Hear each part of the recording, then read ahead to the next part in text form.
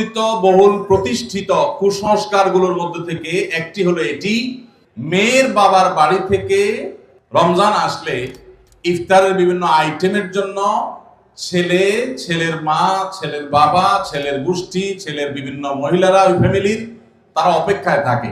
আল্লাহর জমিনে যদি 10টা নিকৃষ্টতম ছোট লোকই থাকে, তার একটা হলো এইটা। যুবক ভাইরা, কোন যুবক হাত তুলে বলতে পারবেন যে আমার শ্বশুরবাড়ি থেকে রমজান উপলক্ষে এরকম কোন ভিক্ষাবৃত্তি আমরা করতে দেই নাই? বলতে পারবেন কেউ? দেখি কার কার বউকে পাঠাবো আছে, হাত তোলেন। হয় নাই যাদের। বাবাজি আপনি হাত তুলছেন, আপনাদের আমল তো এগুলো ছিলই না, আপনি হুদাই ক্রেডিট নিচ্ছেন কেন? এগুলো তো নতুন, আমাদের দেশে নতুন ফিতনা শুরু হয়েছে। এই দাঁড়িয়েলা ভাই, আপনি হাত তুলছেন কি বুঝে? বলেন বলেন কি বুঝে হাত তুললেন? আপনার শ্বশুরবাড়ি থেকে ইফতার আসে নাই? গরিব তারা, মানে কারণ কি? ভাইয়েরা আমার, এদেশ থেকে যৌতুককে ওলামায়ে কেরাম মিম্বর থেকে, মাহফিলের মঞ্চ থেকে ঝেঁটিয়ে বিদায় করেছেন, আলহামদুলিল্লাহ। যৌতুকের অভিশাপ থেকে এদেশকে মুক্ত করেছেন ওলামায়ে কেরাম। এক চেটিয়া অবদান এদেশের ওলামায়ে কেরামের এই কাজটা।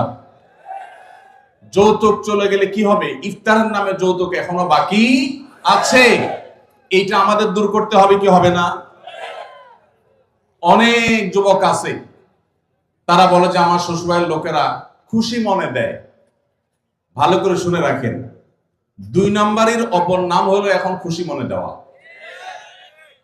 ঘুষখোর সেও বলে খুশি হয়ে দিস, যৌতুকখোর সেও বলে বেহিসাব খুশি হয়ে দিস। শুধু খুশি হয়ে না, জোর করেও দেয়।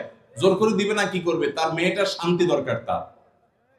আপনি যদি বাপের বেটা হয়ে থাকেন, মুসলমানের সন্তান হয়ে থাকেন, বিনয়ের সাথে শাশুড়িকে বলবেন, শ্বশুরকে বলবেন কোনো কিচ্ছু আমার এখানে পাঠাবেন না, পাঠালে আমি মনে কষ্ট পাবো, উল্টা পারলে আমি দিব। একটা কথা আমি সবসময় বলি ভাই, একটা মেয়েকে কষ্ট করে গর্ভধারণ করা, জন্মের পর থেকে নিয়ে তাদেরকে পড়ালেখা ভরণ পোষণ দিয়ে বড় করে যখন সে সার্বিকভাবে একজন পূর্ণাঙ্গ মানুষে পরিণত হয়েছে, সুশিক্ষিত হয়েছে, সুস্থ সবল হয়েছে, সুঠামদেহী হয়েছে, তখন তাকে ছেলে পক্ষের হাতে তুলে দেয়। সারা জীবন এই মহিলাটার পেছনে ইনভেস্ট করেছে কে? তার বাবা মা। আর ভোগ করছে কে? স্বামী এবং স্বামীর ফ্যামিলি। ঠিক না ভাই? ঠিক। পড়ালেখা করাইছে মেয়ের বাপ মা, ওই পড়ালেখা দিয়া, ওই শিক্ষা দিয়া স্বামীর ছেলে মেয়েকে সে পড়ালেখা করায়। ঠিক না ভাই? ঠিক।